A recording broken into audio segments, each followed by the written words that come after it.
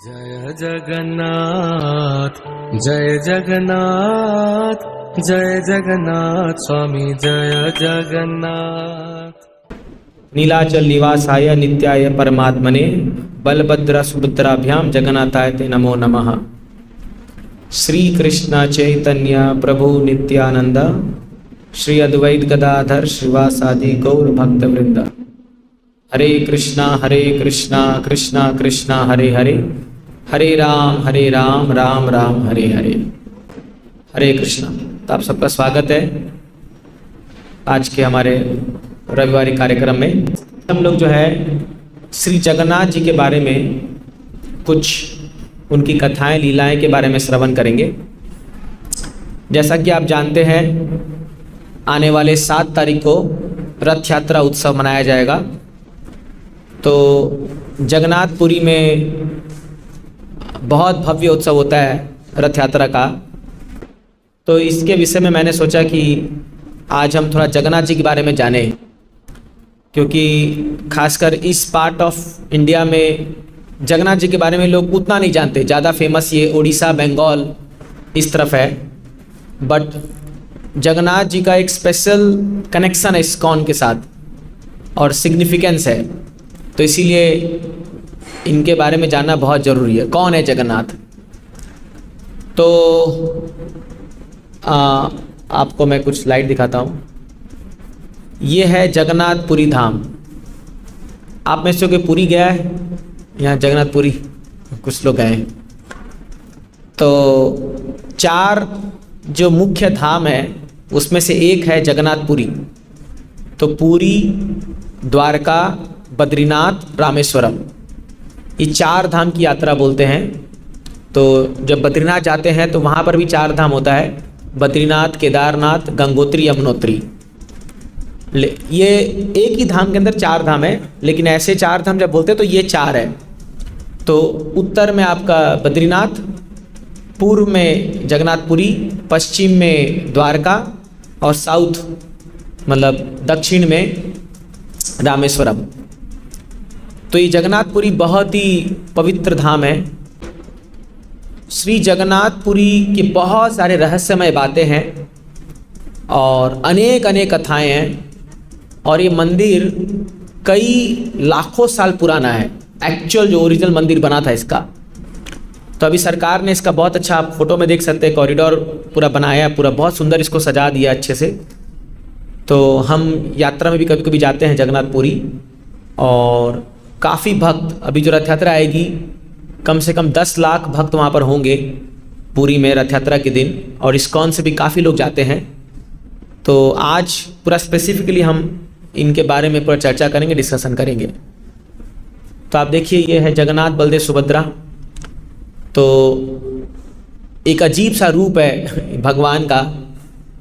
तो कई बार जब लोग हमारे नरसिंह देव को देखते हैं या जगन्नाथ जी को देखते हैं तो बड़े विस्मित हो जाते हैं कि अरे ये कैसा रूप है। हाँ, तो आप देखोगे जगन्नाथ जी के आँख बड़े बड़े हैं, हाथ लगभग आधे हैं, पाँव है ही नहीं, तो आँख में जो है पलक नहीं है। तो हम इनको क्यों वर्शिप कर रहे हैं और इनके पीछे क्या रहस्य है? तो वास्तव में जगन्नाथ जी स्वयं कृष्णा है। भगवान पूरे ब्रह्मांड के नायक है, पूरे ब्रह्मांड के जो नाथ है, मीन्स द लॉर्ड, उनको कहा जाए जगन्नाथ। और जो बलदेव हैं वो बलराम है। तो जगन्नाथ कृष्णा हो गए, बलदेव बलराम, और बीच में सुभद्रा उनकी बहन है। तो ये तीनों भाई बहन का जो है, जो ट्रायो बोल सकते हैं, या 2 भाई 1 बहन, ये है जगन्नाथ, बलदेव, सुभद्रा। और इनके पीछे अनेक कथाएं हैं, ये कैसे अपीयर हुए और कैसे रथ यात्रा क्यों मनाई जाती है, सब चीज़ के पीछे। तो आज एक एक करके आपको थोड़ा कथा बताने का प्रयास करेंगे। कई सैकड़ों साल पहले एक महाराज हुए थे भारत के, जिनका नाम था महाराज इंद्रद्युम्न। वो राजा जो थे भगवान विष्णु के बहुत बड़े भक्त थे, इंद्रद्युम्न महाराज।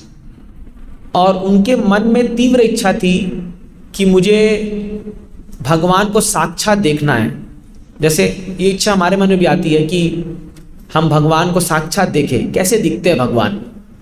बहुत बड़े भक्त थे ये। उज्जैन अवंतीपुर वहाँ पर इनका कैपिटल था और वहाँ पर निवास करते थे। तो जब वहाँ पर निवास करते थे तो ये दिन रात भगवान की सेवा में लगे रहते थे और बड़े व्याकुल होते थे कि मुझे भगवान कब मिलेंगे, कैसे मुझे भगवान से मुलाकात होगी। तो एक बार इनके दरबार में एक ब्राह्मण आया और उसने कहा, महाराज मुझे पता है भगवान कहाँ पर है, मुझे साक्षात ये पता है कि भगवान आपको साक्षात रूप में कहाँ पर आपको दर्शन दे सकते हैं। तो बोले कहाँ बताओ। बोले यहाँ से पूर्व की ओर अगर आप जाओगे तो नीलाचल करके एक स्थान है, एक पर्वत है नीलाचल, जिसके ऊपर भगवान अपने मूल रूप में विराजमान है और आप अगर चाहे तो वहाँ जाकर उनका दर्शन कर सकते हो। तो बोले पहले आप अपने मंत्री को भेज करके उस स्थान का पता लगवाइए और फिर जो है आप पूरी सेना और सबके साथ आप खुद जाइए। तो इन्होंने कहा कि कौन है ऐसा व्यक्ति जो ये काम करेगा कि जाके भगवान का पता लगाएगा। तो इनका एक मंत्री था जिसका नाम था विद्यापति। उस विद्यापति ने कहा, महाराज अगर आपकी ये इच्छा है तो मैं जाऊंगा और मैं भगवान का पता लगाऊंगा। तो उस समय जब भगवान वहाँ विराजमान थे, उनका नाम था नील माधव। वो नीले रंग के थे, नील माधव के रूप में भगवान वहाँ पर विराजमान थे नीलाचल पर्वत पे। तो जब ये विद्यापति वहाँ जाने लगे तो ये पहुँचे वहाँ पर और पूरा जंगल था, पूरा एकदम पहाड़, मैंने समझ लो कोई वहाँ बसेरा नहीं, कोई ऐसा घर वर कुछ नहीं, एकदम सुनसान जगह। ये चल पड़े, ये पहुँचते पूछते उस पर्वत के नीचे पहुँचे और वहाँ पर जा कर के ये एक सबर के घर में रुके। तो ये सबर जाति क्या होती है? ये सबर जाति वो होती है जो सुअरों का पालन करती है, सबर जाति होती है एक। इनको दैतापति भी कहते हैं। इनका बहुत सिग्निफिकेंस है, मैं आगे बताऊंगा इसके बारे में। वहाँ पर ये रुके तो ये देखे तो वहाँ एक पिता और एक बेटी रहती थी वहाँ पर, ललिता उसका नाम था उसकी बेटी का। हाँ, तो वो ये देखते थे कि हर दिन सुबह वो जो सबर है, हाँ, वो जाता था कहीं तो पहाड़ के ऊपर, और जब वो आता था तो उसके शरीर से बहुत एक अजब प्रकार की खुशबू महकती थी। तो इसको बड़ा डाउट होता था कि कहाँ जाता है ये व्यक्ति हर दिन नियमित रूप से। तो क्या हुआ, ये सोचा कि ये इस लड़की का पिता है और अगर मैं somehow उधर इस लड़की से विवाह कर लूँ ललिता से तो ये मेरे ससुर हो जाएंगे और फिर मैं थोड़ा ब्लैकमेल करके इनसे पता लगा लूँगा। वो कभी किसको पता ही नहीं, उनकी बेटी तक को नहीं पता था कि कहाँ जाते हैं और क्या वर्शिप करते हैं, कैसे मतलब क्या करते हैं, ये कुछ किसी को पता नहीं था। वो अकेले जाते थे वहाँ पर। तो एक बार क्या हुआ, ये ऐसे करके बहुत समय तक रुके वहाँ पर, कई महीने रुके और धीरे धीरे वो ललिता से उनको पटा के फुसला के जैसे भी करके विवाह कर लिया उनसे। मंत्री थे, इन्फ्लुएंसर थे, राजनीति जानते थे, तो उनसे विवाह कर लिया। तो विवाह करने के बाद साथ में रहने लगे। ये पूरा घर जमाई बन के वहाँ रहने लगे, केवल राजा की खुशी के लिए। ये पूरा जैसे आप देखते हो कई बार सिपाही लोग जो होते हैं, स्पाई लोग, वो लोग दूसरे देश में जाकर के कुछ तो नाई या कुछ सब्जी बेचने वाला बन के रहते हैं और खुफिया वो जानकारी निकालते हैं। तो जब ये वहाँ जा कर के उनसे बोले, एक दिन बोले अपनी पत्नी से, ललिता से, कि ललिता तुम्हारे पिता हर दिन सुबह कहाँ जाते हैं? तो बोले देखिए ये प्रश्न मत पूछिए, मुझे आज तक भी नहीं पता कि मेरे पिताजी कहाँ जाते हैं, लेकिन और इस पे बारे में पूछने पर बड़ा डांटते हैं हमको, बहुत गुस्सा हो जाते हैं। तो आप कृपया ये बात मत पूछिए, आप खाली जो आप जितना वो बता रहे उतना ही कीजिए। और आप तो बड़े नहीं, अगर तुम अपने पिता से बात नहीं पूछोगी और मुझे नहीं बताएंगे तो मैं तुम्हें छोड़ के चला जाऊंगा यहाँ से, मैं यहाँ और नहीं रुकूंगा। लेकिन मेरे को तो जानना है कि तुम्हारे पिता हर दिन सुबह कहाँ जाते हैं और ऐसा क्या है जबकि वो आते हैं शाम को, उनका दिव्य खुशबू उनके शरीर से आता है, कुछ तो मिस्टीरियस है, कुछ तो बात है। तो इसको थोड़ा सा ब्लैकमेल करने लगे। तो ये ललिता अपने पिता को जाके बोलते, पिताश्री देखिए, अगर आपको मेरा सुहाग बचाना है, अगर आपको मेरे विवाहित जीवन के बारे में परवाह है, तो प्लीज़ आप इनको बता दीजिए आप कहाँ जाते हैं सुबह। बोले यह असंभव है, ये मैं नहीं बताऊंगा, ये नहीं मैं हो कर सकता। तो ऐसा कुछ बहस वस हुआ। तो लास्ट में बेटी के मोह में आकर के पिता को हार मानना पड़ा और उसने कहा ठीक है, मैं आपको वो स्थान लेके जाऊंगा जहाँ पर एक बहुत अद्भुत दृश्य है और बहुत अद्भुत चीज़ आप देखेंगे, लेकिन आपके आँख में पट्टी बांध के लेके जाऊंगा, क्योंकि आपको रास्ता नहीं पता चलना चाहिए, कहाँ से हम जा रहे हैं, कैसे जा रहे हैं, वो किसी को पता नहीं चलना चाहिए। बोले ठीक है, चलिए आप चले, तैयार, चलूँगा, तैयार है। आँख में पट्टी बांध दिए। ये बड़ा होशियार था, मंत्री था ना। तो ये हाथ में जाते वक्त क्या किया, एक पोटली लिया, उस पोटली में राई का सीड, माने मस्टर्ड, उसका सीड, उसका बीज, राई का बीज लेके चलता गया। आंख बंद था, ये चल रहा है, आगे वो चल रहा है, वो जो सबर वो चल रहा है, ये पीछे जो है थोड़ा उसमें छेद कर दिया। तो छेद करते करते क्या दाना गिरते गया, वो बीज गिरते गया, पूरा गिरते गिरते गिरते पहुंच गया एकदम पहाड़ के ऊपर। और वहाँ पर ये देखा, जब इसका आँख खोला, बड़ा अद्भुत दृश्य, पूरा वैकुंठ जैसा माहौल था पूरा। ये देखा वहाँ पर एक कुंड है, एक रोहिणी कुंड करके है। आज भी आप जगन्नाथपुरी जाएंगे, आपको रोहिणी कुंड करके जगह मिलेगा। देखा एक वो कुंड में एक कौवा पेड़ जैसे आया, वो कुंड में गिरा और चतुर्भुज धारण करके भगवत धाम चला गया डायरेक्ट। तो बोला अरे यार, ये तो गजब है, तुरंत मुक्ति मिल रही है, ये कैसा अजीब सा धाम है, कैसा जगह ये, तुरंत मुक्ति, इंस्टेंट। तो इसके मन में आया यार छोड़ो झमेला, ये सब क्या घर बार ये सब है, चलो जम मारो। चढ़ गया पेड़ पर तुरंत, और जम मारने वाला था, आकाशवाणी हुई, विद्यापति अरे भूल गए तुम्हारे राजा वहां बैठे हुए हैं अवंतीपुर में, वो जब तक तुम आ जाओगे नहीं, वो पूरा बहुत तपस्या, कठोर तपस्या कर रहे हैं, उनके बारे में सोचो। इसको दिमाग, अरे सच में यार, मैं तो जिस पर्पस के लिए आया था वो तो मैं राजा को तो बताया ही नहीं वो, और मैं अपने बारे में सोचने लगा। तो फिर ये वो उतर के आए और इनको दर्शन नहीं कराया था सबर ने, इनको खाली वो जगह दिखाया, मैं कहाँ जाता हूँ।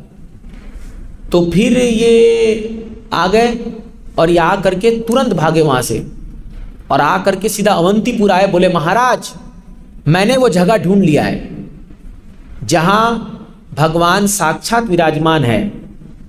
मुझे दर्शन नहीं हुआ भगवान का, लेकिन वही स्थान है, मुझे पता चल गया है, क्योंकि उसकी दिव्यता देख करके समझ में आ रहा था कि ये इस भौतिक जगत का लोक नहीं है, ये कुछ तो परे है इससे।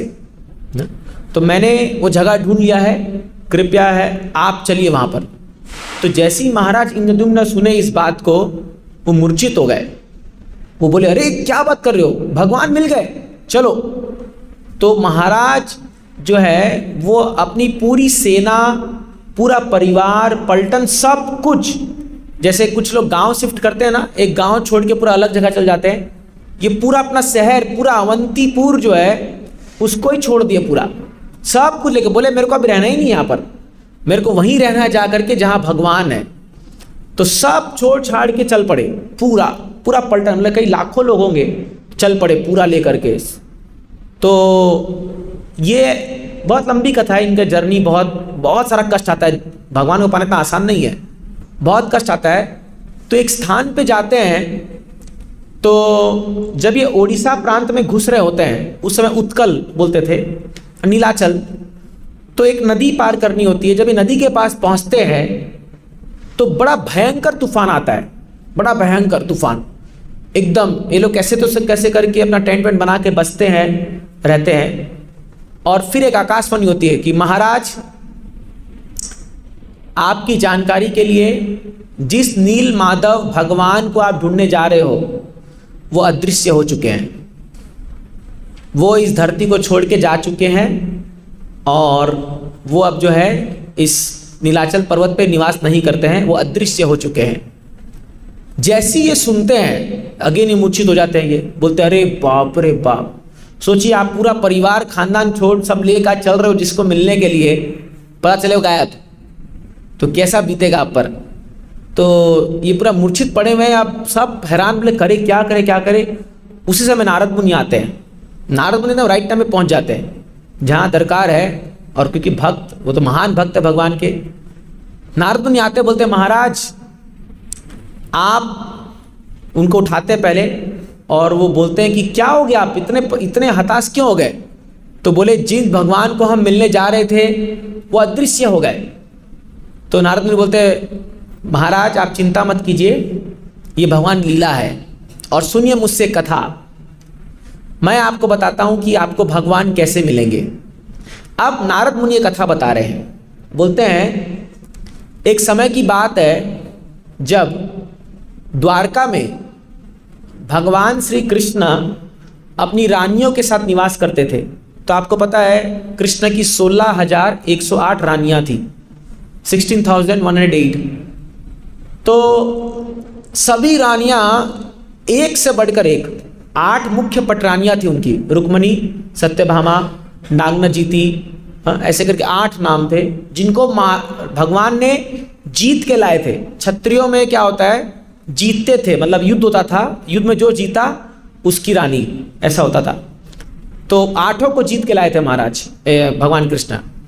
और ये रानियां भगवान की इतनी सेवा करती थी, इतनी सेवा कि मतलब हाजिर, हालांकि भगवान के महलों में करोड़ों दासियां होंगी, लेकिन ये सब रानियां पर्सनली भगवान की सेवा करती थी।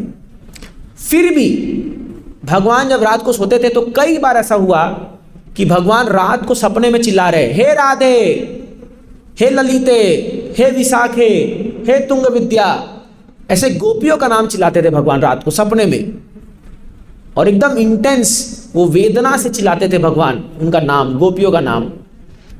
तो ये रानियां बोलती तेरे आज तक हमारा नाम तो कभी नहीं निकला मुंह से, ये कौन है, ये जो नाम चिल्ला रहे हैं ये लोग कौन है, किनका नाम चिल्लाते हैं ये। तो एक बार क्या हुआ, ये लोग रोहिणी माता जो बलराम की माँ है, कृष्ण की माँ यशोदा और बलराम की माँ रोहिणी। रोहिणी कौन है, रोहिणी वसुदेव की पत्नी है। रोहिणी, आप थोड़ा सा कृष्ण लीला पे ध्यान दीजिए इसको, वसुदेव की बहुत सारी पत्नी थी, हाँ 8 पत्नी थी वसुदेव की। तो देवकी भी एक पत्नी थी और रोहिणी भी एक पत्नी थी। तो देवकी से कृष्ण जन्म लिए और रोहिणी से बलराम जन्म लिए। तो आपको पता है कि देवकी का जो 7वां गर्भ था उसको स्थानांतरण किया गया था, और रोहिणी उस समय कंस के भय से वसुदेव ने रोहिणी को नंद महाराज के यहाँ पर रखा था। ये जो रोहिणी थी कंस के भय से कि वो पत्नियों को, तो अपने 7 पत्नियों को वसुदेव अलग अलग जगह किसी की सुरक्षा में रखे थे ताकि उनको कोई परेशानी ना हो, और देवकी को तो कारागार में बांध दिए थे। तो कारागार में कृष्ण पैदा हो गए, और जो 7वां पुत्र था वो देवकी का माया देवी ने स्थानांतरण करके उनको यहाँ भेज दिया, क्या बोलते हैं, रोहिणी के गर्भ में। तो रोहिणी के गर्भ से बलराम जी पैदा हुए। तो पहले बलराम आए फिर कृष्ण आए, और इसीलिए आप देखोगे बलराम कृष्ण के बड़े भाई है।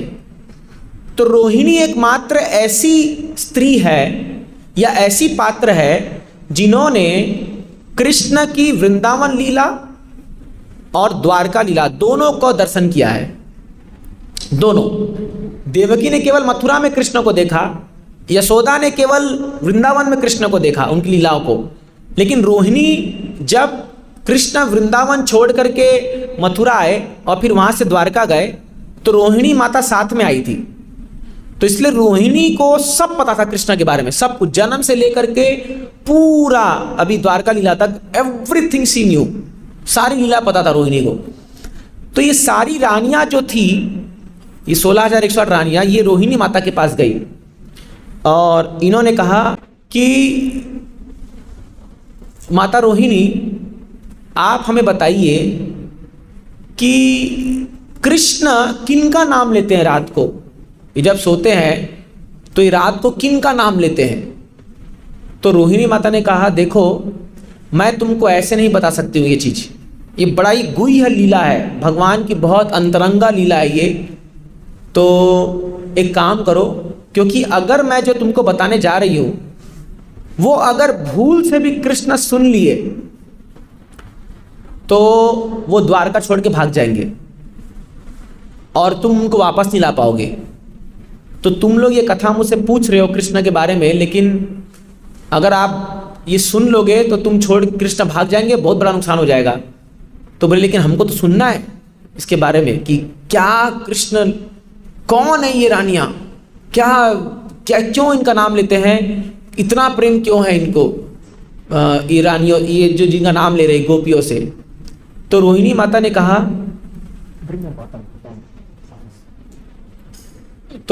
ने कहा, देखो ऐसे मत कहो, ऐसे मत सुनने का प्रयास करो, एक काम करो, एक बड़ा हॉल बुक करो, जैसे हमने ये हॉल बुक किया है कथा सुनने के लिए, वैसे एक बड़ा हॉल बुक किया गया और बोले सब लोग आ जाओ वहाँ उस हॉल में, सब लोग जो है उस हॉल में आकर के आ जाओ और बाहर से दरवाज़ा लॉक कर देना।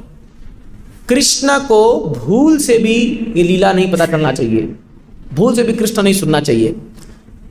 तो बोले लेकिन कृष्ण तो बड़े चतुर है, वो तो जहाँ उनके बारे में चर्चा होगी तुरंत पहुँच जाएंगे। तो बोले किसी को तो दरवाजे पर रहना पड़ेगा गार्ड करने के लिए कि कृष्ण नहीं आ जाए वहाँ पर। तो बोले कौन रहेगा वहाँ पर? तो सुभद्रा को पटाए लोग। सुभद्रा, क्योंकि रानियों तो अभी रानी तो खड़ी रहेगी और कृष्ण आके बोलेंगे खोलो तो खोलना पड़ेगा, लेकिन सुभद्रा तो बहन है, अगर बहन खड़ी रहेगी तो भाई को रोक सकती है ना, वो नहीं जाने दूंगी तुमको अंदर। तो सुभद्रा को खड़ा कर दी गेट पर, जैसे मान लो ये हॉल है, बाहर गेट पर सुभद्रा खड़ी है। अब रोहिणी बैठी और सब 16,108 रानियां सब बैठी है, बड़ा माइक सिस्टम सब लग गया वहाँ, पता नहीं कैसा माइक सिस्टम होगा उस समय, बट सब बैठ के रोहिणी कथा शुरू करती है कृष्ण की वृंदावन लीला। तो इतना अद्भुत लीला है, उसको सुनकर आदमी सुखदेव गोस्वामी परीक्षित महाराज को सुनाया, वो सीधा भगवत धाम प्राप्त कर गए। तो लीला इनफैक्ट मैं बताऊंगा, ये कृष्ण की कथा सुनते सुनते कृष्ण के भगवत धाम अपने धाम जाने के बाद ये रानियों को उद्धव ये कथा सुनाए थे। कहाँ पर? कुसुम सरोवर में, गोवर्धन में। और कथा सुनते सुनते रानियां शरीर छोड़ती गई और बैक टू गॉडेड जाती गई। इतनी पावरफुल थी ये भगवान की कथा। तो जब कथा शुरू हुई सब स्तब्ध हो गए एकदम, सब जो रानियां थी वो बैठ के एकदम, उनको समझ शुद्ध बुद्ध भी इतना सुंदर सुना रही है रोहिणी कृष्ण कथा, तो एकदम सब पूरा पिन ड्रॉप साइलेंस और सुन रहे। सुभद्रा बोली यार मैं क्या गुनाह करी थी, मेरे को भी सुनना है। तो सुभद्रा क्या करी, दरवाजे में ऐसे मुंह लगा करके वो भी सुन रही है कथा। सुभद्रा जो है चिपक गई दरवाजे से बीच में और सुन रही है। सुनते सुनते सुभद्रा भी जो है एकदम खो गई, एकदम पूरा सुध बुद्ध खो बैठी पूरा एकदम, उसको ध्यान ही नहीं रहा, क्या उसको ध्यान ही नहीं रहा। और बगल में कृष्ण आके खड़े हो गए और इधर बलराम आके खड़े हो गए। तो इधर कृष्ण खड़े हो गए राइट साइड में, हाँ सुभद्रा के, हाँ लेफ्ट साइड में, सॉरी। तो सुभद्रा के लेफ्ट साइड में कृष्ण खड़े हो गए और राइट साइड में बलराम जी खड़े हो गए। और ये तीनों कथा सुन रहे थे। कथा सुनते सुनते सुनते सुनते क्या हुआ, भगवान की आंखें फट के बाहर आ गई पूरे एकदम। क्योंकि जब भगवान अपनी कथा खुद सुन रहे हैं तो वो इतने खो गए वृंदावन की, आंखें पूरी बाहर आ गई, हाथ और पांव गड़ गए अंदर एकदम, हाथ और पांव जो श्रिंक हो गए एकदम। ये सब अष्ट सात्विक विकार है, ये एक इंसान में आना संभव नहीं है, लेकिन ये होता है। चैतन्य महाप्रभु, मैं बताऊंगा उसके बारे में आगे, जब जगन्नाथपुरी में लीला कर रहे थे तो उनके साथ भी ऐसा ही हो रहा था। तो हाथ गड़ गया, पांव पूरा गड़ गया, आंखें बाहर आ गई एकदम, और एकदम एक्सटैटिक फॉर्म में आ गया भगवान। तो वो जो रूप था भगवान का, तो जब कृष्ण अपने ही कथा सुन रहे थे ऐसा उनके साथ भाव हो गया। तो ये कृष्ण, सुभद्रा और बलराम ये कथा सुनते सुनते इनका ये रूप आ गया। और तभी उस समय वहाँ से नारद मुनि पार कर रहे थे, और नारद मुनि जब ये रूप को देखे कृष्ण का तो वहीं डांस करने लग गए। बोले मैंने देख लिया, आज मैंने भगवान का वो रूप देखा है कि जब भगवान को भी एक्सटेसी आता तो कैसा होता है, वो अद्भुत रूप और वो करके पूरा एकदम बोले भगवान। अब जब नारद मुनि सब नाचने लगे करने लगे तो भगवान थोड़ा होश में आ गए, रे ये क्या चल रहा है।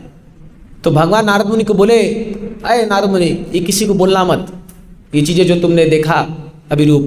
बोले भगवान ये जो आपका रूप है, बाप रे बाप, अगर इसका कोई दर्शन मात्र भी कर ले तो उसका तो जीवन से ऐसे ही उद्धार हो जाएगा। बोले आप कब ये रूप इन संसार के लोगों को ये दर्शन दोगे, कब ऐसा रूप आप दर्शन दोगे।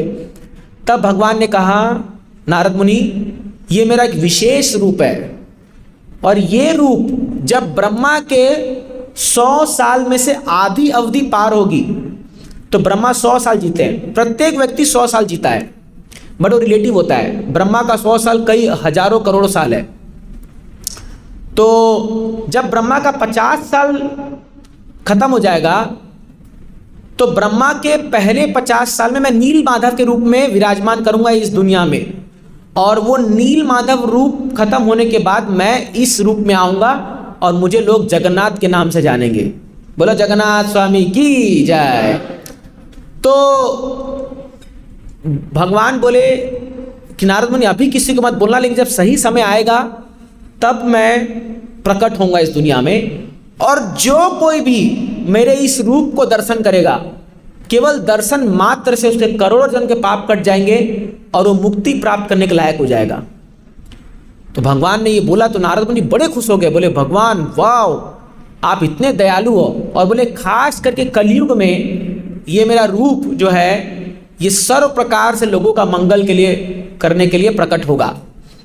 तो जब नारद मुनि ये सुने तो बड़े खुश हो गए, वो बहुत बोले वाह भगवान आप कितने दयालु हो।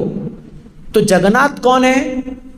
जब कृष्ण अपनी लीला सुनते हैं तो कृष्णा प्लस कृष्णा लीला इज इक्वल टू जगन्नाथ, समझ रहे हैं? तो कृष्ण जब अपनी ही कथा को सुनते हैं तो जो रूप उनका बनता है वो है जगन्नाथ। तो ये जो भगवान का रूप आप देख रहे हैं जगन्नाथ का, ये भगवान का सबसे एक्सटैटिक रूप है। मतलब इस रूप में भगवान बहुत ज़्यादा खुश है, बहुत आनंद में है भगवान, बहुत ज़्यादा। तो जब कोई व्यक्ति बहुत आनंद में होता है तो वो क्या करता है, वो कुछ भी मांगने पर दे देता है। जैसे आपका जिस दिन बर्थडे होता है, आप बहुत खुश होते हो, कोई आपसे कुछ मांगे तो ला जा ले ले, क्योंकि आप बहुत ज़्यादा खुश हो।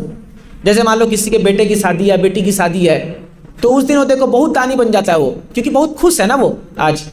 तो उसी प्रकार जब भगवान कृष्ण बहुत खुश होते हैं तो वो तो जब भगवान बहुत खुश होते हैं तो वो जगन्नाथ जी का रूप लेते हैं, और कोई भी उनसे कुछ भी मांगे वो दे देते हैं। बड़े एक्सटेटिक रूप में भगवान आते हैं। तो ये कथा नारद मुनि महाराज इंद्रद्युम्न को सुना रहे थे।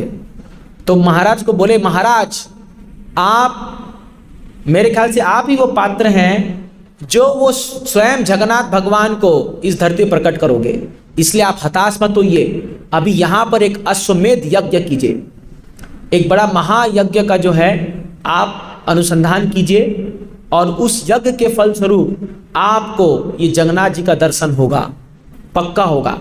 तो अश्वमेध यज्ञ हुआ, और जब यज्ञ की पूर्णाहुति हुई तो एक आकाशवाणी हुई, महाराज इंद्रद्युम्न मैं तुम्हारे इस अनुष्ठान से बड़ा प्रसन्न हूँ, और आज से ठीक 21वें दिन, कोई एक दिन बोला, उस दिन एक लकड़ी का टुकड़ा समुद्र में तैरते हुए आएगा, और उस लकड़ी के टुकड़े से तुम उसको ले जा करके एक वेदी पर रख देना और उसको कार्विंग करना, और मैं उस लकड़ी के टुकड़े से प्रकट होऊंगा। यह भविष्यवाणी हुई, आकाशवाणी हुई। तो उस लकड़ी, इसलिए जगन्नाथ को दारू ब्रह्म कहते हैं। ओडिशा में लकड़ी को दारू कहते हैं, दारू ब्रह्म। तो संस्कृत में भी दारू कहा जाता है लकड़ी को, लेकिन अभी दारू किसी और चीज़ को कहते हैं, तो वो मत सोचिए। तो क्या हुआ, ये अनुष्ठान हुआ और सब खत्म तब ये हुआ, और ये लोग बेसब्री से इंतजार कर रहे थे। ठीक उसी दिन ये जो पुरी के पास आप जाओगे, समुद्र है वहाँ पर, एक बड़ा लकड़ी का, एक बड़ा लॉग ऑफ वुड, लॉग बड़ा लकड़ी का ढेर पानी में तैरते हुए आया। तो ये लोग सब बड़े उत्सुक हो गए, अरे आ गया आ गया आ गया, और वो तैरते हुए आ रहा है आ रहा है आ रहा है। तो महाराज इंद्रद्युम्न ने अपनी पूरी सेना को लेके लगा दिया वहां पर कि चलो इसको उठा के लेके चलते हैं।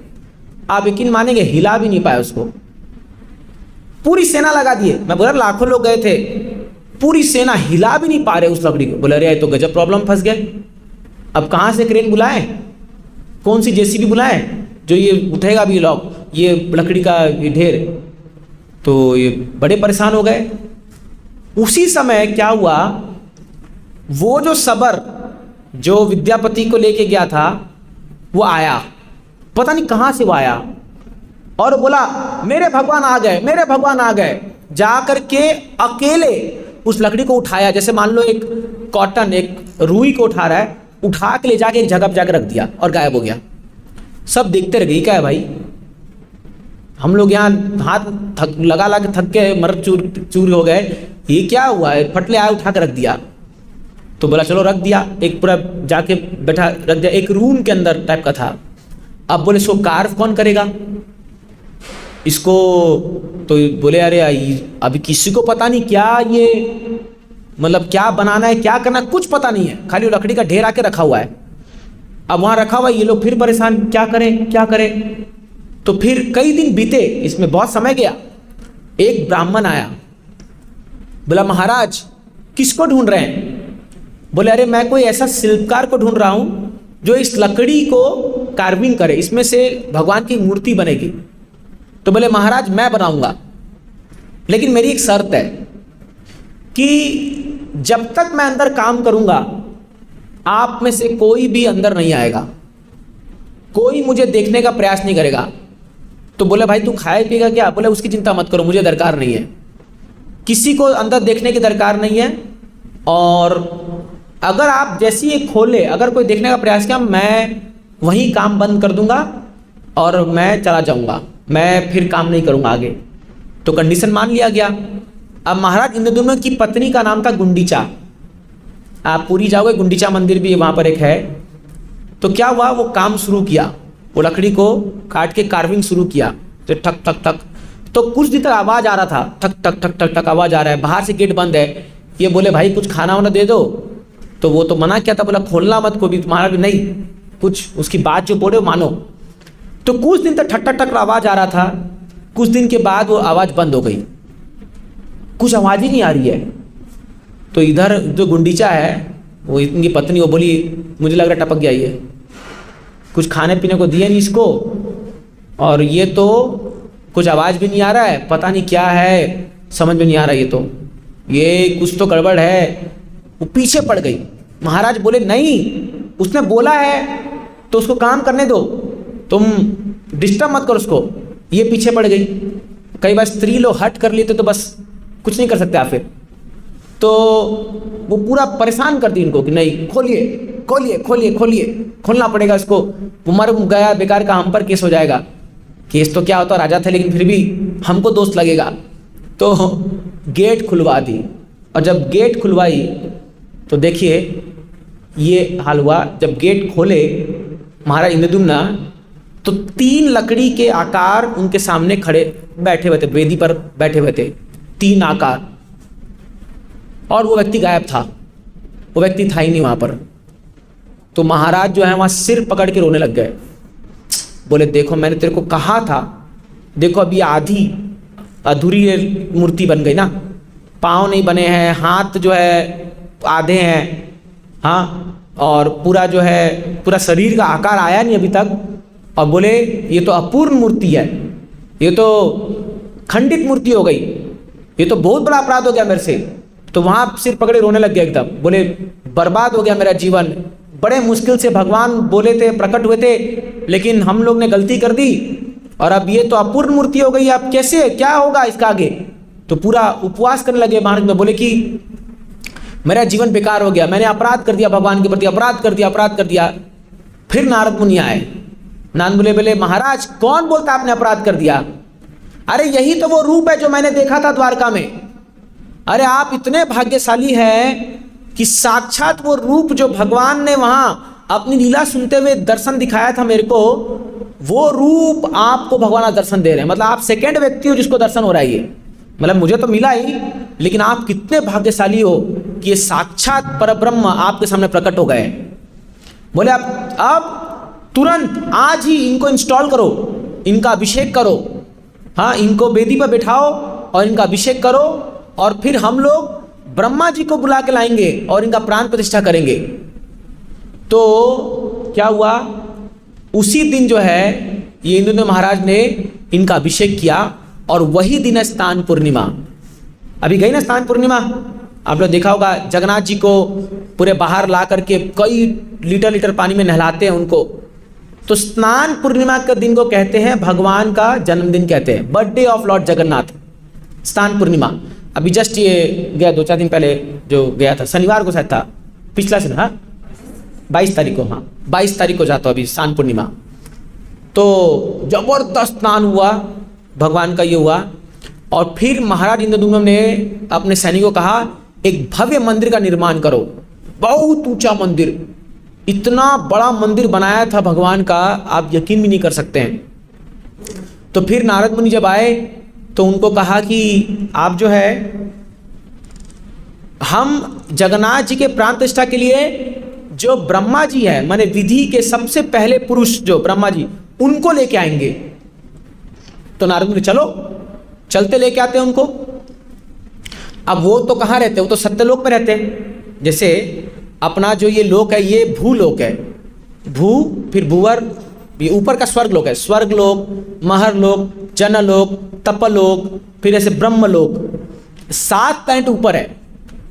तो जब इंद्रदेव महाराज गए नारद मुनि के साथ ब्रह्मा जी को बुलाने के लिए, तो जो अवधि लगा जाने में, वहां जब पहुंचे तो ब्रह्मा जी वहां बैठे थे और इंद्रदेव महाराज का बहुत भव्य स्वागत हुआ, क्योंकि बड़े महान भक्त है ना, अरे जगन्नाथ को प्रकट किया इस दुनिया में, तो बड़ा स्वागत हुआ। और ब्रह्मा जी बोले चलो चलते हैं। तो जब वो वापस लौटे इस धरती पर, कई हजारों साल बीत चुके थे क्योंकि जाके आए ना, वो तो लोग जो है वो तो अलग टाइम जोन में चल रहा है। जैसे अपना यहाँ का 6 महीना जब बीतता है, तो स्वर्ग लोक में 1 दिन बीतता है, 6 मंथ, 6 महीना। इसीलिए आप देखिए जब आप पिंडदान करते हो तो आप पितृलोक को साल में 1 बार करते हो। तो जब आप साल में 1 बार पिंडदान करते हो या वो पूर्वजों खिलाते हो, तो उनको 1 दिन में मिल जाता है वो। मतलब समझ, आप उनको हर दिन खिला रहे हो, हर साल आप करते हैं ना हम लोग, तो हम हर दिन, क्योंकि 6 महीना पार हो रहा है ना वहाँ पर, यहाँ पर सॉरी, यहाँ 6 महीना पार हो रहा है, वहाँ 1 दिन पार हो रहा है। तो जब स्वर्ग लोक में यह हाल है, तो ब्रह्म लोक में तो कितना लाखों साल, माने अपना लाखों साल पार होगा, तो वहाँ 1 दिन पार होता है। तो ये जब आए, देखिए सब उजड़ चुका है, पूरा जो है एकदम पूरा रेती वेती एकदम हो रखा है सब कुछ। ये बोले कहाँ है मेरा परिवार, और सब गायब।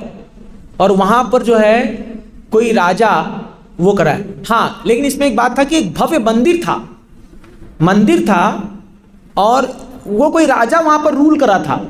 उस राजा का नाम था लांगुला नरसिंह देव, उस राजा का नाम था, करेक्ट ना, लांगुला नरसिंह देव उसका नाम था। तो जब ये गए उनके पास, बोले अरे भाई ये मंदिर तो हमने बनवाया था।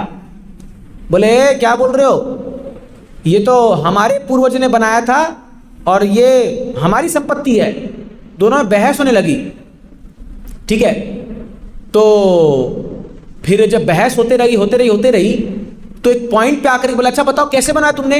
तो इंद्रदेव महाराज ने पूरा स्टोरी नरेट किया, पूरा स्टोरी बताया कि ऐसे ऐसे विद्यापति गए थे, भगवान को ढूंढे, हम आए, ये सब किए वो किए।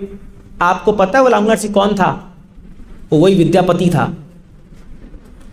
वही विद्यापति जो महाराज का मंत्री बन के गया था, ढूंढ के लाया था भगवान का। वही कई जन्मों बाद ये नर्स बन के आया और ये बोला कि महाराज एक बार मैं मेरे घोड़े से जा रहा था और मेरे घोड़े का पाँव जो है, ये जो चक्र है, अभी देखिए आप जगन्नाथ मंदिर के ऊपर एक चक्र है, उसमें फंस के घोड़ा गिरा। तो मैंने थोड़ा खुदाई किया और देखा तो खोदते एक भव्य मंदिर निकल के आ गया पूरा।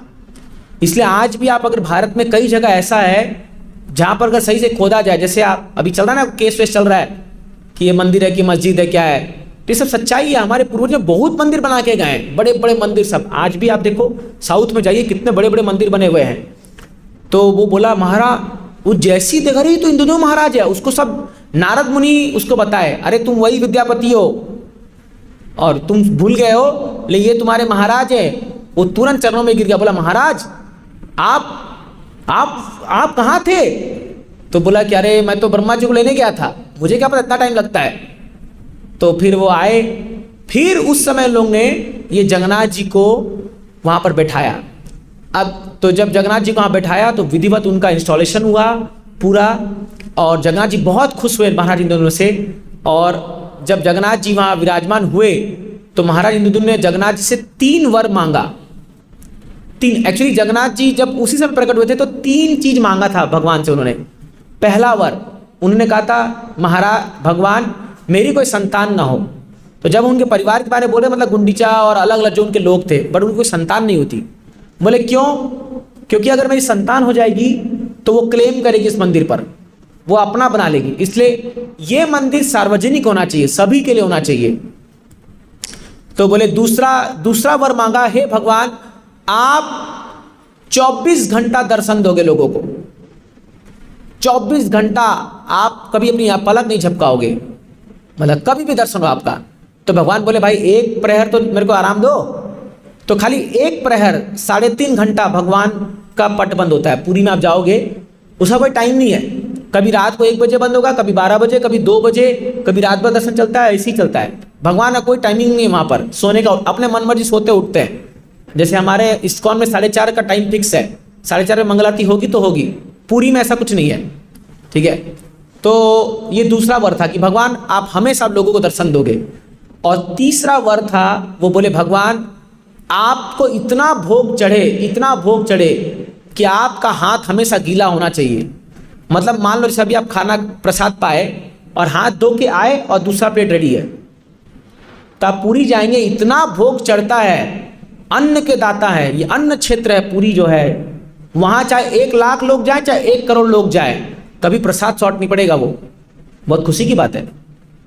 तो प्रसाद कभी नहीं, वहाँ पर वो जो भंडार है, वो जो बाजार है वहाँ पर, तो इतना अन्न कहाँ से आता है कोई जानता नहीं है, लेकिन कभी शॉर्टेज नहीं पड़ेगा, कोई भूखा नहीं सो सकता वहाँ पर, क्योंकि भगवान कंटिन्यूस खाते रहते हैं, कंटिन्यूस चलता रहता है, किचन में कंटिन्यूस कुकिंग होती रहती है वहाँ पर, कितना प्रसाद बनता है ये।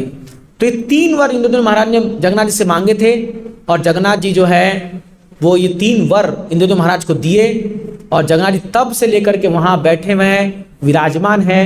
जो भी उनका दर्शन करेगा वो बहुत लाभान्वित हो जाएगा, बहुत। ये तो हम लोग का परम सौभाग्य था कि हम इस्कॉन में आने के बाद कई बार दर्शन कर चुके भगवान का।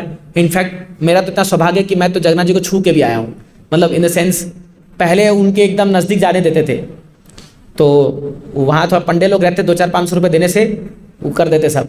तो हम जगन्नाथ जी के पूरे अंदर घुस करके उनको परिक्रमा भी करके आए हुए हैं, इतना हमारा सब बहुत। लेकिन क्या विशाल रूप है भगवान का, सच में आपको लगेगा कि भगवान साक्षात बैठे हुए हैं, इसमें कोई दो राय नहीं है। आप पूरी जाएंगे ना, वो जो दर्शन है जगन्नाथ जी का, ओ माय गॉड, एक्सट्रीमली। कभी मौका मिले हम प्रयास करें कि हम ही आने वाले कुछ दिनों में, मतलब अगले साल एटलीस्ट यात्रा निकालेंगे पूरी के लिए। अब मेरे को ही बोलते बोलते मन में आने लग गया कि जाना चाहिए, तो अब कुछ यात्रा करना पड़ेगा उसके लिए, जगन्नाथपुरी। तो पूरी जो है सच में अगर आपको देखना है भगवान का विशाल रूप, भगवान कैसे दिखते हैं, देखिए क्या विशाल 7-8 फीट का वो डीटी है पूरा, और जो भगवान का चेहरा जो वो दिखता है, अरे बाप रे, ऐसा लगता है अभी बोलने वाले भगवान। तो इतना गजब है वो, सच में बड़ा दिव्य है। तो भगवान इंद्रदेव महाराज ने उनको स्थापित किया। अब क्या हुआ कि जो नेक्स्ट जो भगवान के जो उत्सव मनने लगे वहाँ पर, तो जगन्नाथपुरी ऐसा स्थान है जहाँ ऑलमोस्ट हर दिन कोई ना कोई उत्सव है, हर दिन कोई ना कोई उत्सव मनते रहता है, क्योंकि भगवान को फेस्टिवल बहुत पसंद है, खास से कृष्णा को फेस्टिवल बहुत पसंद है, क्योंकि वृंदावन से है ना, वृंदावन में हर दिन फेस्टिवल है। तो सभी उत्सवों में एक बहुत विशेष उत्सव है जो आप सब भी जानते होंगे, वो है रथ यात्रा, जो आने वाले 7 तारीख को होने वाली है वहाँ पर। और रथ यात्रा इतनी महान है कि आज तक इसे कोई रोक नहीं पाया, अनेक अनेक लीलाएं हैं इसके पीछे, अनेक अनेक, और अद्भुत है, अद्भुत है। हालांकि मैं कभी जा नहीं पाया रथ यात्रा में, क्योंकि मुझे बहुत डर लगता है, इतनी पब्लिक होती है वहाँ पर, 10 लाख लोग आते हैं, लगभग minimum 10 lakh, minimum 1 million people वहाँ पर जो भीड़ चलती है जगह, क्योंकि जगन्नाथ है ना, उनका रथ चलता है। तो ये रथ यात्रा का महत्व जानना चाहिए, इसका सिग्निफिकेंस क्या है। रथ यात्रा का सिग्निफिकेंस है, देखिए अभी जगन्नाथ जी जो है वो है कृष्ण।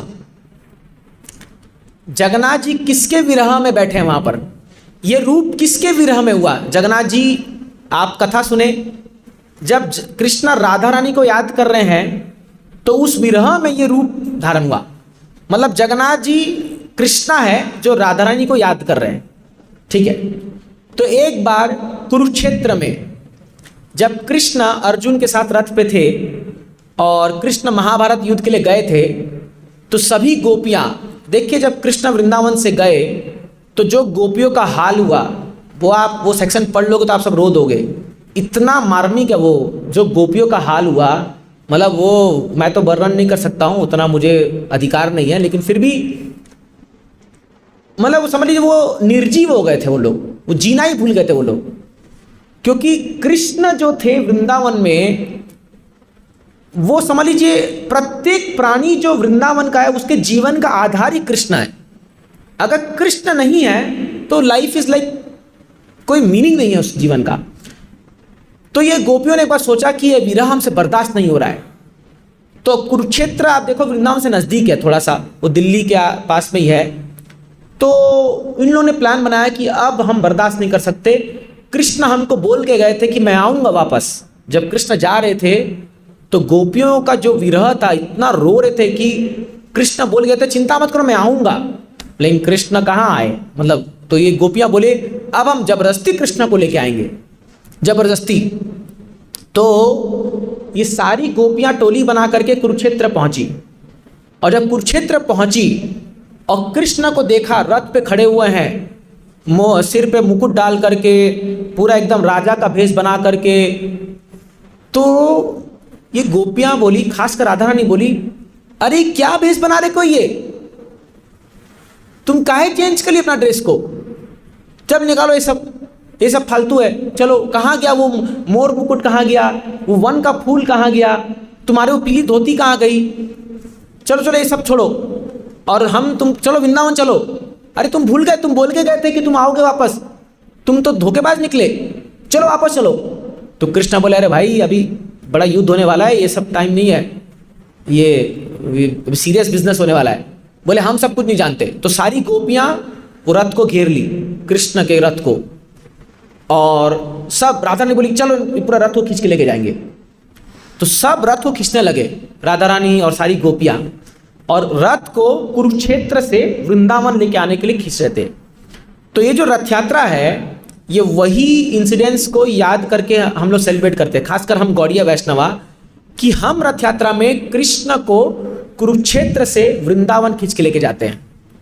तो जो अभी भगवान का मंदिर है, श्री जी मंदिर उसको कहते हैं, जो जगन्नाथ जी बैठे हैं वहाँ पर, वो कुरुक्षेत्र का रूप धारण करता है, माने कुरुक्षेत्र मानते हैं उसको।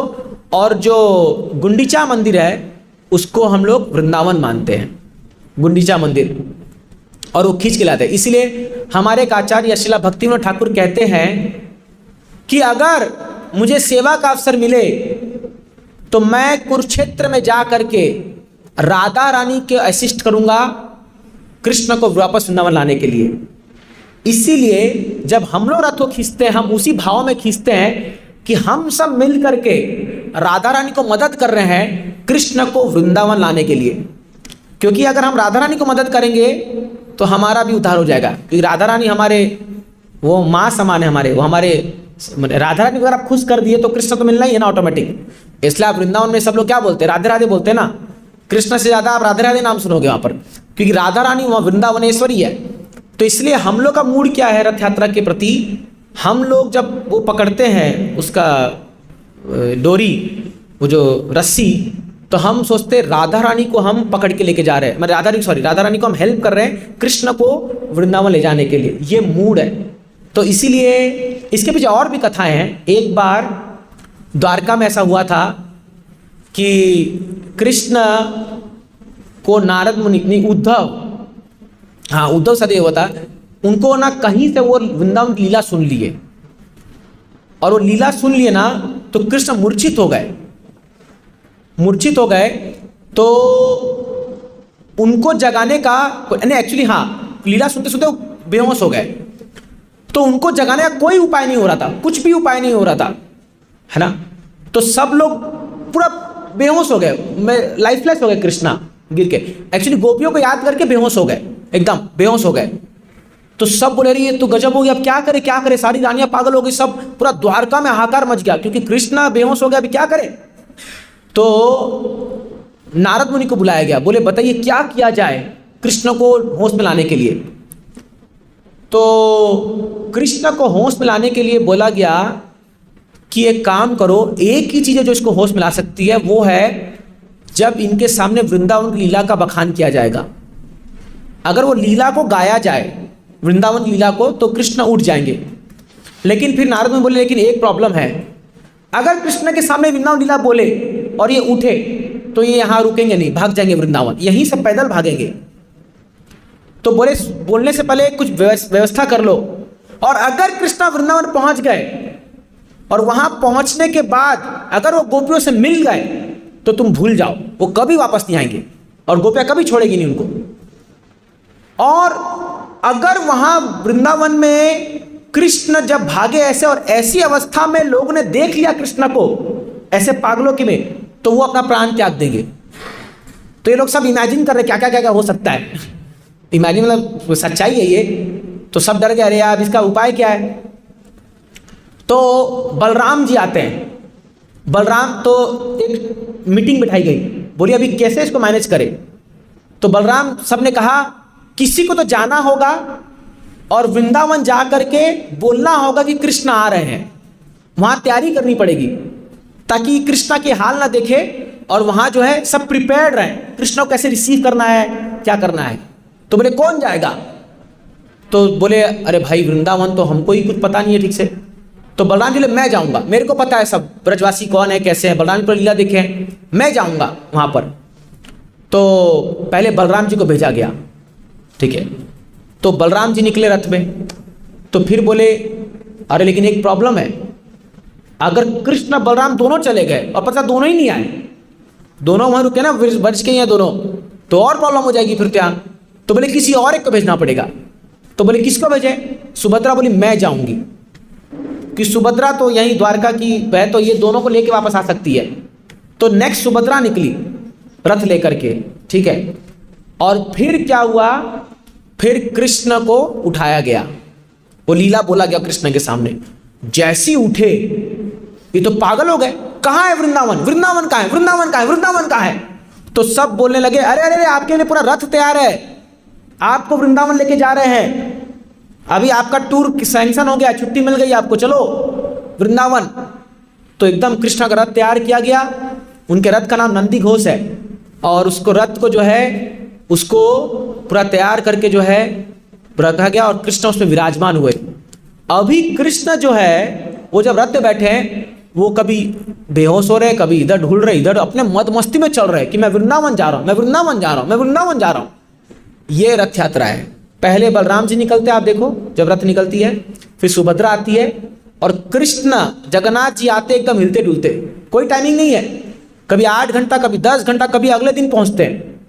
जगन्नाथ रथ यात्रा इतना मिस्टीरियस है कि जगन्नाथ जी अपने इच्छा से पहुंचेंगे, कोई उनको फोर्स नहीं कर सकता, कोई नहीं। अगर रुक गए कहीं पर तो रुक जाएंगे वो, आप चाहे बुलडोजर मंगा लो, उनको हिला नहीं सकते। ऐसा हुआ है कई बार, कई साल पहले रथ यात्रा में ऐसा हुआ था, जगन्नाथ जी रुक गए, तो जो वहां के मुख्यमंत्री थे उन्होंने ऑर्डर किया कि रथ को हाथी से हिल ही नहीं रहे, बोले हाथी बुलाओ, क्रेन बुलाओ, ट्रैक्टर बुलाओ, खींचो, हिल ही नहीं पाए, भगवान हिले नहीं, 3 दिन खड़े रह गए वहां पर, कोई नहीं कर सकता। ये आपको आजमाना है, जाके देखो पुरी में जगन्नाथ जी जो है अपने मदमस्त में चलते, सबसे लास्ट में पहुंचेंगे एकदम हिलते डुलते आराम से। तो ये भी एक रथ यात्रा का सिग्निफिकेंस है, ये भी जब कैसे कृष्ण द्वारका से वृंदावन जाते हैं, तो इसलिए द्वारका से वृंदावन और कुरुक्षेत्र से वृंदावन दोनों लीला रथ यात्रा के बारे में आती है। बड़ा ही भव्य उत्सव है और हमारे इस्कॉन में इस उत्सव को बहुत मनाते हैं। मैं कथा को बहुत लंबा ले गया, मुझे और बहुत कुछ बताना था बारे में, एनी हाउ फिर भी चर्चा करेंगे। तो अभी हम गौड़ीय वैष्णव का इसके प्रति क्या सिग्निफिकेंस है चैतन्य महाप्रभु के बारे में। श्री चैतन्य महाप्रभु अपने जीवन के 48 साल जो इस धरती पर बिताए अपने अवतार में, उसमें से सबसे ज़्यादा समय उन्होंने जगन्नाथपुरी में बिताया है। हाँ, लगभग 18 साल। आपका पहले नवद्वीप में 24 साल थे, संन्यास के बाद बोल रहा हूँ, संन्यास के बाद। तो 18 साल वो पूरा जगन्नाथपुरी बिताए हैं। क्यों बिताए हैं जगन्नाथपुरी में, इसके पीछे एक बहुत गुह्य कारण है, बहुत ये, लेकिन आपको समझना होगा तब जाके आप जानोगे क्यों चैतन्य महाप्रभु ने जगन्नाथपुरी को स्थान चुना अपने लीला को मैनिफेस्ट करने के लिए। क्योंकि देखिए कौन है चैतन्य महाप्रभु। चैतन्य महाप्रभु है राधा रानी, ठीक है। तो चैतन्य महाप्रभु है राधा रानी और वो किसके क्या बोलते हैं विलाप में है, या किसके बारे में सोच रहे 24 घंटा, कृष्ण के बारे में। किसके वियोग में वो रो रहे हैं महाप्रभु, कृष्ण के बारे में। चैतन्य महाप्रभु राधा रानी का भाव लेकर है, वो कृष्णा, लेकिन राधा रानी का भाव लेकर के वो कृष्ण के लिए रो रहे हैं। महाप्रभु रोते हैं ना कृष्ण के लिए, कहाँ है कृष्णा, कहाँ है कृष्णा, हरे कृष्ण महामंत्र बोल करके। तो महाप्रभु राधा रानी का भाव लेके कृष्ण के वियोग में रो रहे हैं और उधर जगन्नाथ कृष्ण होकर के राधा रानी के वियोग में रो रहे हैं। समझ रहे ना। तो जगन्नाथपुरी एक ऐसा स्थान है जहां पर दो प्रेमी और प्रेमिका जो एक दूसरे के लिए इतने आतुर है, उनका मिलन होता है। तो चैतन्य महाप्रभु जो कृष्ण के लिए रो रहे हैं तो वो जगन्नाथ को मिलते हैं, और जगन्नाथ भगवान जो राधा रानी के विरह में रो रहे हैं वो चैतन्य महाप्रभु को राधा रानी का भाव में मिलते हैं। तो एक भक्त और एक भगवान का मिलन स्थली जो है वो है जगन्नाथपुरी। ये बहुत गुह्य बात मैंने कह दी, आपको थोड़ा समय लगेगा समझने के लिए इसको। बट ये जगन्नाथपुरी जो है ये प्रेम की प्रकाष्ठा है, the highest manifestation of love. प्रेम का जो सबसे ऊंचा जो अगर कहीं रूपांतर हुआ है तो वो है Jagannathpuri, the highest manifestation of love. इसीलिए चैतन्य महाप्रभु जो जो लीला पुरी में करके दिखाई है वो अवर्णनीय है, आप कल्पना भी नहीं कर सकते। महाप्रभु ने जो मैनिफेस्टेशन दिखाया वहाँ भक्ति का। तो नहीं आओ, चैतन्य महाप्रभु की अनेक लीला है, कहीं मौका मिलेगा तो हम गौर कथा में आपको बताएंगे पूरा एक एक लीला जो महाप्रभु ने जगन्नाथपुरी में की थी। बहुत सुंदर लीला महाप्रभु ने की है वहाँ पर, लेकिन सबसे बढ़िया लीला महाप्रभु ने जो वहाँ पर की थी वो थी रथ यात्रा में डांसिंग। चैतन्य महाप्रभु जब नाचते थे रथ यात्रा में, ओ माय गॉड, उसका जो वर्णन है गजब गजब वर्णन है उसका। चैतन्य चरितामृत नामक ग्रंथ में कृष्णदास कविराज गोस्वामी जो वर्णन करते हैं 13वें अध्याय में मध्य लीला के, कैसे महाप्रभु नाचते थे जगन्नाथ जी को देख करके। 7-7 कीर्तन की पार्टी बना करके एक साथ महाप्रभु सातों टोली में नाचते थे एक साथ, और 6-6, 10-10 फीट छलांग मारते थे। धम से जब गिरते थे नीचे तो लगता था लोग ये तो गया, इसके पूरा शरीर टूट जाएगा, लेकिन महाप्रभु फिर उठ के नाचते थे। बोलते थे महाप्रभु जब घूमते थे, जैसे भक्त लोग घूमते थे कीर्तन में, तो ऐसा लगता था कि फायर बैंड, जैसे आग का गोला घूमता ना, एक आग का गोला घूमता है तो कैसे लगता है वो, ऐसा सर्कल लगता है, वैसे महाप्रभु घूमते थे उसमें डांसिंग में। बहुत सुंदर वर्णन है ये, कभी पढ़ेंगे इसके बारे में तो चर्चा करेंगे और विस्तार से। बट चैतन्य महाप्रभु की जो लीला उन्होंने की है जगन्नाथपुरी में, ये बड़ा ही अद्भुत है, बड़ा ही अद्भुत है ये। और वो जबरदस्त डांस करते थे वो रथ यात्रा में और महाप्रभु। इसीलिए हमारे बहुत सारे इस्कॉन के डिवोटीज अभी पुरी जा रहे हैं और वो रथ यात्रा में जो है बहुत सुंदर डांसिंग कीर्तन होता है, बहुत सुंदर। अभी लेकिन हम पुरी तो नहीं जा सकते, लेकिन हमारे मुंबई में ही बहुत सारी रथ यात्रा होती है। आने वाले 7 तारीख को मीरा रोड में रथ यात्रा है, अंबरनाथ में है, कामोठे में है। तो इस्कॉन अलग अलग जगह रथ यात्रा निकालता है और जबरदस्त कीर्तन होता है। 13 तारीख को जुहू में रथ यात्रा है, इस्कॉन जुहू में 13 शनिवार को। तो आप कोई भी रथ यात्रा में जा सकते हैं। हाँ, हम सब लोग 7 तारीख को जाएंगे, यहाँ से अंबरनाथ जाएंगे हम लोग, क्योंकि वो हमारा ही सेंटर का रथ यात्रा है। तो बड़ा सुंदर वहाँ पर आयोजन होता है, बहुत बहुत आनंद आएगा आपको, कीर्तन बहुत मजा आता है रथ यात्रा में। तो इसीलिए चैतन्य महाप्रभु की वजह से ये पूरी हमारे लिए विशेष स्थान बन जाता है, और उससे भी विशेष स्थान बन जाता है श्रीला प्रभुपाद जी की वजह से। तो इस्कॉन में जगन्नाथ जी कैसे अपेयर हुए? आप इस्कॉन के बहुत सारे केंद्र में जाओगे तो आपको राधा, जैसे राधा मदन मोहन जी गौनिताई, तीसरे डीटी भी दिखते हैं, जगन्नाथ बलदेव सुभद्रा। बहुत सारे इस्कॉन मंदिर में होते हैं ये, है ना। जैसे हमारे पुणे में है, ये जो डीटी पुणे में है, इस्कॉन पुणे के ये विग्रह है। तो एक बार जब प्रभुपाद जी लॉस एंजलिस में बैठे हुए थे तो उनकी एक शिष्या थी जिनका नाम था मालती माता जी। तो मालती माता जी एक स्टोर में गई थी। वहाँ पर एक कल्चरल एक स्टोर होता है जहाँ पर अलग अलग देशों से लाए कुछ कुछ मूर्तियाँ या वो सब बिकती थी। तो ना वो उस स्टोर से कुछ चुरा के ले आई थी। उस समय बहुत इनिशियल डेज में चुराई, आप खरीदी होगी जो भी है। तो वो लाई, बोली Prabhupada I brought something for you. तो दिखाई तो एक जगन्नाथ जी का छोटा सा विग्रह था। तो प्रभुपाद जी देखते ही उसको ओबेसेंसेस पे किए, दंडवत प्रणाम किए, देखते ही छोटा सा विग्रह को। तो प्रभुपाद जी ने कहा वेयर आर अदर टू, बाकी दोनों कहाँ है? तो बोले अरे विच अदर टू? बोले दो और होंगे इसके साथ। बोले वापस जाओ। वो गई तो देखे दो और है, बलदेव और सुभद्रा। उनको भी उठा के ले आई फिर वो, और प्रभुपाद जी को दी। तो क्या हुआ, प्रभुपाद जी एक्चुअली जगन्नाथपुरी में थोड़ा सा प्रॉब्लम क्या है, जो वहाँ के जो पंडे लोग हैं थोड़ा सा परेशान करते हैं, थोड़ा डोनेशन को लेके थोड़ा झमेला होता है। और उनका थोड़ा सा जो सोच है वो ये है कि जगन्नाथ जी केवल हमारे भगवान है, उड़ीसा के मतलब मेन भगवान है। उनको ऐसा फील होता है, थोड़ा सा एक अपनापन है। हालांकि वो लोग बहुत सेवा करते हैं भगवान की, उसमें हम आलोचना नहीं कर रहे हैं। तो जब प्रभुपाद जी अपने शिष्यों को इस्कॉन से लेके आए थे ना पुरी में, तो जगन्नाथपुरी में एक नियम है कि वो वेस्टर्नर्स को अलाउ नहीं करते अंदर। वो हिंदू धर्म को छोड़ करके किसी और को अलाउ नहीं करते अंदर। ये पता नहीं अब कैसे नियम बना, क्या बना, जो भी है खैर। तो प्रभुपाद जी जब ये अपने फॉरेन डिसाइपल्स को लेके आए तो उन्होंने मना कर दिया, नहीं ये अंदर जा सकते। सब गोरे चिट्टे थे तो किसी को अलाउ नहीं किया। तो प्रभुपाद जी बहुत गुस्सा हो गए थे, बोले अरे ये जग के नाथ है, ये ओडिया नाथ नहीं है, ये पूरे जगन्नाथ है। तुम कैसे मना कर सकते हो मेरे शिष्य को? ये सब लोग भक्त हैं, इनको तो देखने का हक है भगवान को। बोले नहीं हमको अलाउ नहीं करेंगे। तो प्रभुपाद बोले अगर तुम मेरे शिष्यों को अलाउ नहीं करोगे मैं भी नहीं जाऊंगा। और बोले मैं जगन्नाथ को बाहर ठा के लेके आऊंगा। प्रभुपाद जी भी शुद्ध भक्त है। तो प्रभुपाद जी ने फिर वहाँ लॉस एंजलिस में और सैन फ्रांसिस्को में रथ यात्रा स्टार्ट किया। जब वो दो छोटे छोटे विग्रह आए तो प्रभुपाद जी ने कहा I think Jagannath wanted to come here, और बोले तुम लोग कलयुग के प्राणी हो, तुम्हारा उद्धार करने के लिए भगवान इसी रूप में आएंगे तो तुम्हारा उद्धार होगा। इसीलिए प्रभुपाद जी ने उस मंदिर में जगन्नाथ बलदेव सुभद्रा का एक डीटी इंस्टॉल कर दिया, एक विग्रह। वो इतने सुंदर विग्रह थे कि जो वहाँ के भक्त थे वो लोग इतना उनसे प्रेम करते थे कि हर दिन शाम को उनको गार्डन में घुमा ले जाते थे जगन्नाथ जी को।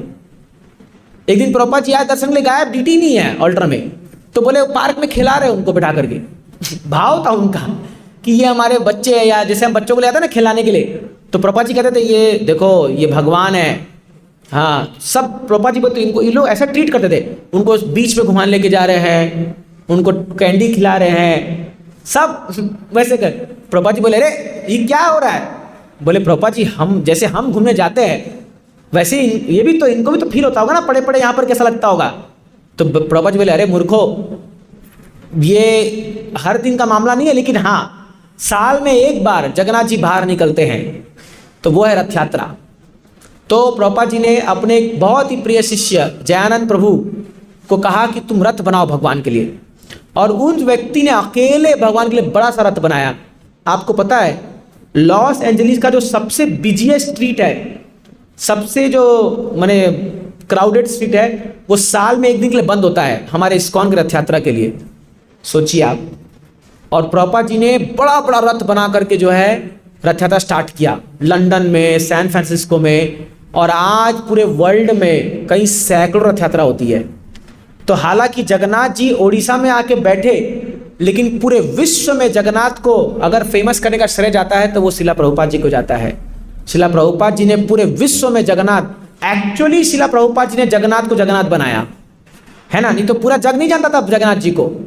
और फिर तो कई मंदिरों ने जगन्नाथ बलदेव सुभद्रा का स्थापना किया, और कई मंदिर आज रथ यात्रा करते हैं, तो बहुत ही भव्य रूप से जो है ये रथ यात्रा का, आप देखिए स्वयं प्रभुपाद जी डांस कर रहे हैं। प्रभुपाद जी खुद आकर के रथ पे चढ़ करके नाचते थे, बहुत फेमस उनका वीडियो है जिसपे वो रथ पे चढ़े होकर के डांस कर रहे हैं। प्रभुपाद जी 80 साल की उम्र में, सोचिए प्रभुपाद जी इतना एंथुसियास्टिकली, तो इतने रथ यात्रा होते थे इस्कॉन में, इतने रथ यात्रा होते हैं आप गिनती नहीं कर सकते हो, है ना। तो पहले क्या था कि साल में हम कोई भी दिन रथ यात्रा करते थे, क्योंकि सब रथ यात्रा एक दिन नहीं कर सकते। लेकिन फिर पुरी से कुछ एलिगेशन आया और उन्होंने कहा है कि नहीं, आप रथ यात्रा केवल ये 7 तारीख से लेके बाहुड़ा तक, जितने दिन रथ गुंडीचा मंदिर में रहेगा उतने ही दिन में कर सकते हो, उसके बाहर नहीं कर सकते। तो फिर अभी हमारे सारे इस्कॉन मंदिर में कृष्ण बलराम की यात्रा होती है, जिसको शोभा यात्रा कहते हैं। रथ यात्रा हम लोग 7 तारीख से लेकर के 15 के बीच में करेंगे, तो बहुत बहुत जगह रथ यात्रा होगी। तो आप कहीं भी इस्कॉन में जाके अटेंड कर सकते हो रथ यात्रा को। एक बड़ा सुंदर फेस्टिवल है और बहुत 56 भोग भगवान को लगता है। और जगन्नाथ जी बहुत कृपालु है, बहुत कृपालु। इसलिए आप कहीं भी, और कई स्थानीय भी मंदिर है जगन्नाथ जी के जहाँ रथ यात्रा होती है, तो आप पक्का रथ यात्रा के दिन जा करके एटलीस्ट एक बार भगवान को डोरी खींच के आइए। पक्का प्रयास कीजिए कि आप लोग एटलीस्ट एक बार तो भगवान को खींचे, इससे बहुत पुण्य मिलता है, बहुत पुण्य। रथम स्थापम एक श्लोक आता है स्कंद पुराण में, बोलते हैं कोई भी व्यक्ति अगर जगन्नाथ जी को रथ पे बैठा हुआ देख ले शुद्ध भाव से, तो दोबारा इस संसार में जन्म नहीं लेगा वो रथ पे बैठे हुए जगन्नाथ जी को। तो पक्का प्रयास कीजिए, उस दिन 7 तारीख को जाइए और एटलीस्ट देख करके थोड़ा रथ को खींच के आइए, थोड़ा जो है। और बहुत आनंद आता है, बहुत आनंद। हम लोग जबरदस्त कीर्तन होता है, बहुत जो नाचते हैं लोग पूरा सड़क में एकदम दिल खोल करके। तो ये बड़ा सुंदर फेस्टिवल है और इसमें आप लोग भाग लीजिए। और मैं आज के लिए इतना ही बताऊंगा। जगन्नाथ जी के अनेक अनेक लीलाएं हैं, उनके भक्तों के बहुत सारे लीलाएं हैं जो मैं अभी समय नहीं है, अभी नहीं बता पाऊंगा। मैंने आपको संक्षिप्त में आज जगन्नाथ जी के बारे में थोड़ा बताने का प्रयास किया। तो इसीलिए जब भी आप इस्कॉन में आते हैं तो आप कोई केंद्र में जाएं तो आपको पता होना चाहिए जगन्नाथ बलदेव सुभद्रा है। तो इसीलिए उनको भावपूर्वक हमें प्रणाम करना चाहिए, उनसे प्रार्थना करना चाहिए भगवान हमें भी आपके लिए, जिस प्रकार आपको आपकी लीला के प्रति इतना आकर्षण है, हमें भी आपकी लीला के प्रति आकर्षण हो, हमारा जीवन भी जो है वो तर जाएगा।